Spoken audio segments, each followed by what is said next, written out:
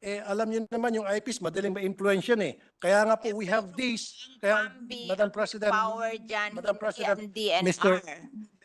Mr. PAMBI Kaya is nga po, we have. Alam nyo, miski eyepiece, ano din yan eh, nai-influence din yan eh. Ay, dapat hindi.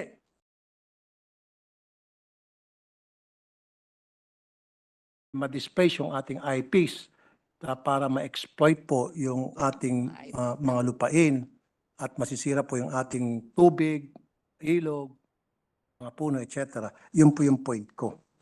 And again, I don't disagree with you na kailangan din natin yung mining. Pero dapat responsible mining at dapat sa tamang lokasyon. At kapag marami po nagreklamong mga Pilipino, pakinggan po natin. In fact, pati po yung mga foreigner, third party na gumawa po ng auditing, sila mismo ay nag-oppose na hindi dapat ituloy yung siya na gold, pero pinagpipilitan po natin. Madam Sponsor. Okay na tayo po dyan. Now, last but not the least, ito na po yung sinasabi niyo kanina. Masungi Conservation Area, Ancestral Domain. Sabi sa'yo, last but not the least, the Masuni. Ito. Okay.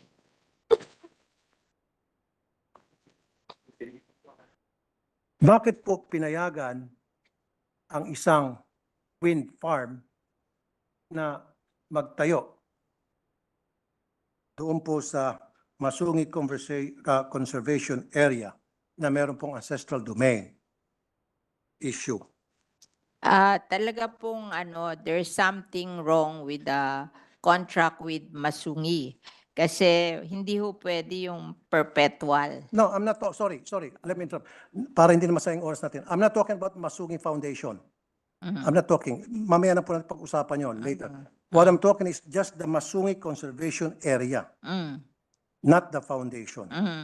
So, despite the fact na ito po ay declared as ancestral domain at meron pong nagkiklaim ng mga IPs at under proclamation number 1636, it was declared as a sanctuary, wildlife sanctuary and game preserve at hindi po dapat pwedeng panghimasukan ng anumang commercial activities, explorations, exploitations, etc. Dahil marami po mga ibon dyan at mga halaman na endemic po sa Pilipinas. In 2020, a proposal to measure the potential of wind energy was given to us by the family of CCS. Yes, measure them.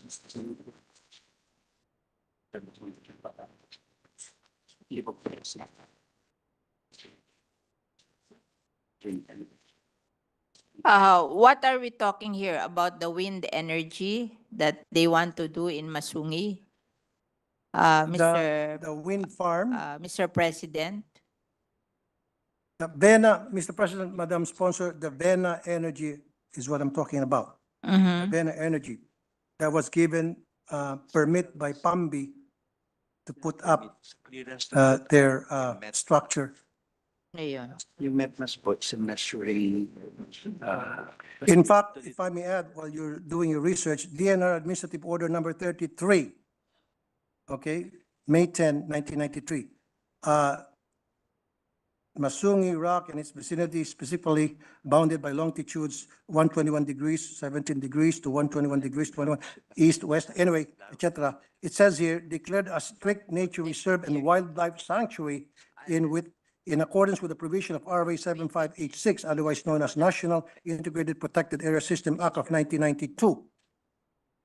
At wala pa pong bagong DAO or Department or DNR Administrative Order or na magsusupersede nito. Sabi po, wind It was signed by energy. Mr. Secretary Alcala. I'm sorry, Madam President. Mr. President, sabi po yung wind energy is allowed because it's Multiple use. renewable energy. But wala pa daw permit yan. Parang mag-i-study pa lang kung ano yung potential ng wind energy. Yun lang ang ibinigay nila. They cannot operate yet. Parang yung PAMBI, ang ibinigay lang is a study of the potential of the wind energy in Masungi. No, it shouldn't. It shouldn't be. Dapat in the first place, wala pong gagawing study doon kasi naghukay na po eh. Marami na pong structure doon. And I have pictures to show. What are the pictures? Ang sabi po nila, yung PAMBI, binigay lang is to determine the wind energy. May conflict po eh. Ewan lang natin kung yung binigyan ng ng permit to measure the potential of wind energy, kung dinisobey nila na nagawa na sila doon. Pero it is based on a study lang. Madam President, meron na po mga struktura doon. Nag-umpisa na sila na maglalagay ng Part ba yun ng wind Masungi? farm doon. Yung nilagay daw po doon, hindi part ng Masungi, sa Pililya daw yon. It's not part of the legislated protected area. Yung Yes. pinaglagyan ng mga improvements na yon. It's beyond the legislated protected I'll area. help you, Madam Sponsor. What happened was, ginamit ng PAMBI yung Section 25 ng Republic Act 11038, INIPAS 2018 as amended. What does it say doon po sa Section 25? Special uses with protected areas. Assumption niya. So nagkaroon po, because of PAMBI, binigyan po yung PAMBI sa batas na ito, nagkaroon ng amendment na para ideklara kahit isang protected area na into multi-use. And this has to be amended. Kasi it runs contrary to the spirit of the law protecting. They want Our to environment. study and investigate what happened because of your contention. Can you give us yung study nyo para, a copy lang of the study so they can investigate kung there was a violation of the law? The area kasi is a strict protected zone, Mr. President, Madam Sponsor. And having said that, DNR should know better na if it's a strictly protected zone, hindi dapat nila panghimasukan yan. Nagagalit siya kasi Hindi dapat nila inisip kahit na renewable energy na manghimasok yan. I don't have any problem with renewable energy na para mag-proliferate sa bansa natin because me being the chairman of the Committee on Energy, payag po ako sa renewable energy pero dapat ilagay natin sa lugar. Huwag po doon sa mga protected area, especially po na meron pong mga ancestral domain issue na dahil misplaced po yung mga IPs natin na walang mga boses at walang mga kalaban-laban, pinapalayas doon sa kanilang ancestral domain dahil sa ngalan ng development, aka salapi.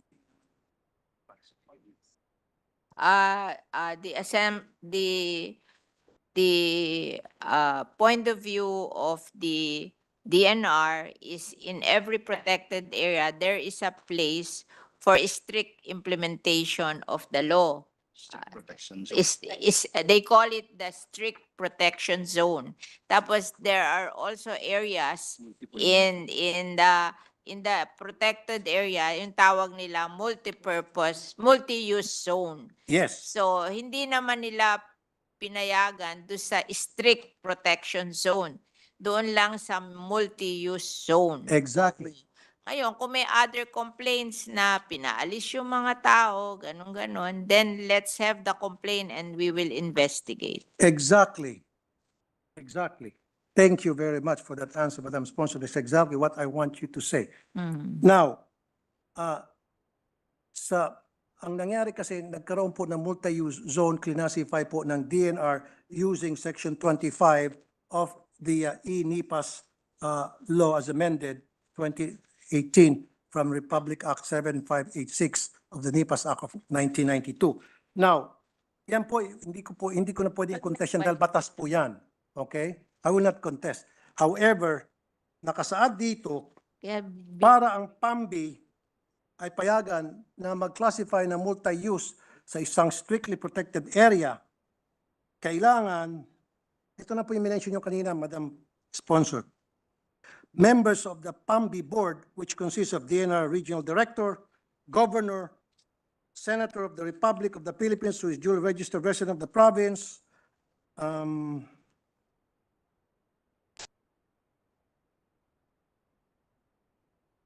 district representative of the congressional district, mayors, chairperson of barangay, regional directors, DA, NEDA, DOST, DND, 3 representative from NGO or PO, 1 but not more than 3 representative from IPs, ICCs, and then 1 representative from the academic institution, and finally, 1 representative from the private sector. Now, gusto ko po malaman kung nasunod po ba ito na itong lahat ng nakasulat dito sa Section 11 ng Republic Act 11038 2018 as amended ng INIPAS, kung nasunod po ito ng pagbigay po ng multi-use ng DNR sa wind farm na Bernas Energy.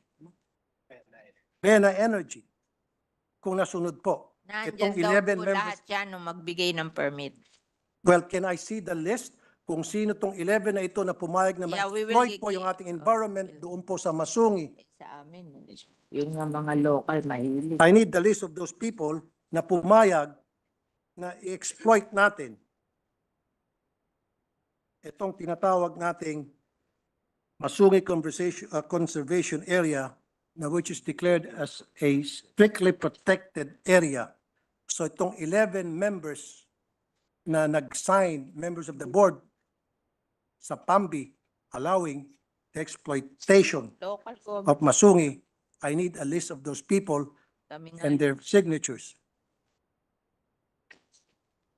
And very They, important to me is yung pong IPs. Meron po bang pumirma na IPs? meron ba? Meron. I need a list and I need the They will submit to you those who signed. what? But right now, Kasi pero ho yan, I'm warning you that yan, majority wins. Di ba? Kahit na hindi pumirman lahat, kung majority pumirma, panalo yun. Oh. I know. Pero Oo. ang selection process ninyo, kailangan meron pong IPs. Ayun, doon. pinafollow. Kaya nga, paano po sinelect yung IPs? May I know Oh. from the experts? Baka hindi naman pumirma yung eyepiece. Alam nyo, miski eyepiece, naaano din yan eh. Nai-influence din yan eh. Ay, dapat hindi. Ay nako, tell Ay, it to the Marines. Sorry. Tell it to the Marines. Dapat hindi po. Kasi kawawa na po yung mga IPs. sa aming kulang nga po- legislated protected area, Yeah. nangyayari yan. Yung mga barangay nai-influence eh. Kawawa naman po yung mga IPs. Kulang nga po sa pinag-aralan, kulang po sa kaalaman. And then i-exploit po natin because we're saying na madali silang ma-influensyahan. Dapat we try to help them to make sure that they will not be easily influenced so that gagawin po nila kung anong tama para sa kanilang proteksyon. Oo nga, hindi siya maniwala na yung eyepiece pumirma. Kaya huwag mo na sabihin sa akin, ako alam kong pwede yun, pero siya ayaw niya. Kaya isigay niyo na lang kung sino yung pumirma. Diba? I'll help you. Would you mind if I'll help you? Yeah, you're very welcome, Mr. Okay. President. Kasi bago po mapili ang isa o dalawa o tatlong IPs na sumama po sa PAMBI, sa selection process. Number 1, dumadaan yan sa Indigenous Political Structure or IPS. Okay? Ano po yun? It consists of tribal leaders that have exclusive right na para magpadala po ng representative nila kung hindi sila mismo ang sumama doon sa PAMBI. Number 1. Number 2, dapat dumadaan po sa tinatawag na FPIC, Free and Prior Informed Consent. Process ito na ipapakita na itong IPs were not coerced and were not influenced, just like what the good sponsor said na madali na influence. Kaya nga po pumapasok itong proseso to make sure na hindi po sila na-influence, hindi po sila na-coerce. Ito po yung FPIC. And finally, evidence to 1 and 2 I mentioned, dapat may certification precondition or CP, documents from NCIP, pirmado na nagkaroon ng tamang proseso at pumayag ang IPs community. In the absence of these 3, then invalid po yung pag-recruit nyo ng IPs para maging member ng PAMBI's board.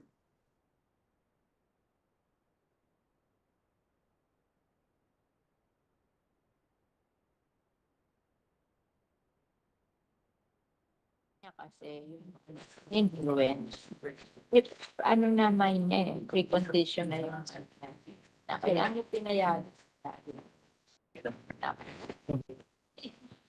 Yes, diba? Ipakita mo na lang yung mga papeles ko para ma-convince siya. Kasi hindi natin yun yung may precondition notion na siya diba? We, Mr. President, we will just submit all the papers available to the DNR about the action of the PAMB. We just want to reassure you that it is not yet a permit to operate the windmill. It's just a study to find out the potential of the wind farm here in the legislated. Thank you, Madam protected. President. Thank you, good sponsor. Yes, I definitely agree with you. So, I need to see the CP, Yes. Certification of Precondition signed by the NCIP. Mhm. Kahit na testing pa yan, kasi ang nakalagay sa batas, kahit na testing, dapat hindi. Doon sa mga lugar na merong issue sa ancestral domain. Kaya nga po dumadaan doon sa tatlong sinasabi kong steps. Without those, then invalid po yung mga nakapirmang IPs doon. So I need a copy of the CP na pirmado po ng NCIP because kanina lang po tumawag ako sa NCIP, wala po silang pinipirmahan na CP allowing the exploration, the testing of anything whatsoever commercial doon po sa Masungi Conservation Area. Now, if you cannot show me CP, again, I will defer the budget of the DNR in favor of the IPs. Can we defer? Do we have time to i-defer? Ano? Madam President, I move to suspend the consideration of budget of the department. The interpellation of Senator Tulfo. And would like to recognize the next interpellator, Senator Rizzo Ontiveros. I move that she be recognized. Thank you, Mr. President. While the documents are being printed per the request of Senator Tulfo, we will hear the interpellation of Senator Rizzo Ontiveros unless just a minute, unless Senator Tulfo is willing to finish his interpellation pending the submission of the hard copy to him. Okay, Senator Tulfo still has the floor. Let me just clarify that the documents are being printed, but if you will be happy with a soft copy, I saw it, it's 80 pages, and the DNR is in possession of the documents you requested for. Does it including the CP? Everything, Madam President? The All the certification of requirements. precondition? all the requirements that you said is contained in the 80-page document, which is being printed, but it would take a while, so we opted to hear the interpellations of Senator Ontiveros. However, if Your Honor would be happy to receive it after your interpellations, I assure you that I saw the soft copy with them, and it's being printed. Okay. Madam President, this is what I think. Instead of deferring the budget, I will propose for the proper amendments to transfer funds to more deserving agencies, some funds from the DNR. Total, nabanggit po kanina na na-influence po yung mga IPs. So siguro mag-transfer tayo ng funds sa NBI para imbestigahan yung mga nag-influence sa IPs. So NLRC, Legal Education Board, DICT, and DMW. So kung pumayag po yung DNR, so hindi ko na po i-defer budget. Basta't pumayag din sila na magkaroon ng amendment para ma-transfer certain amount dun sa kanilang funds, dun sa mga agencies na binanggit ko, sa DMW, DICT, NBI, Legal Education Board, and then NLRC. Mr. President, in the budgetary process, each department has an amount and the list of programs. Your Honor mentioned many agencies, and perhaps it is our right to amend the budget, and you may submit it, but that is dependent on the subcommittee chair Senator Villar, and the chairman of the Committee on Finance, and we could vote on it. Because number one, amounts must be made, not just mentioned in generality. And perhaps what programs of a DNR do you want to defund? Perhaps you could ask that of the subcommittee chair. So I understand where you're coming from. You may be frustrated with certain output of certain programs, and that's your prerogative. I've been through that also before. So perhaps you could mention the programs of the DNR that you think don't deserve the funding, and it is up to the chair of the subcommittee and the chair of the finance committee to agree to your recommendation. I understand, Madam President. Yeah, so I would submit those amounts in the amendments that I would like, that I wish to be transferred to the agencies that I did mention. However, for now, yeah, if the DNR wishes to, they can submit to us, to me, copies of those documents that they said they're trying to research now, and they are going to show me, especially those last documents that I requested, the certification of precondition signed by the NCIP. Now, if they're saying na meron po silang ganon, then I need the person that will show me the CP na sign ng NCIP, put that person under oath na yan ay valid documents, at kapag napatunayan na hindi valid yan, siya po'y makukulong, makakasuhan, dahil I just spoke to the NCIP people, main office and regional offices, wala po silang ini-issue'ng CP. Now, kung sinasabi, otherwise sinasabi ng DNR na meron, then let's see. Yes, we Sir- recognize Senator Villar. Yes. The DNR was saying that what the IP signed is to make the study. There is no permit yet to implement the project. So when you cannot ask for the NCIP commitment because that is given when there is a project. But ito, parang permit lang to study the project.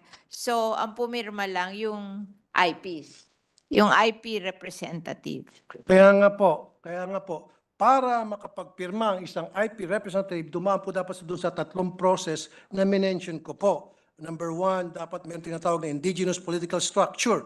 Tribal leaders po ang mag-assign, mag-designate kung sino ang allowed na mag-represent doon sa tribal group nila. Number two, meron po yung tinatawag na free and prior informed consent to make sure po na ito po yung process ng NCIP to make sure na itong IPs were not influenced and were not coerced. And then finally, dapat po meron pong evidence of 1 and 2 that really happened, certification of precondition. Ito po isang documentation from NCIP to make sure, to ensure na nagkaroon po ng tamang proseso, and this should be signed, na pumayag po yung IPs, and this document should be signed by the NCIP committee.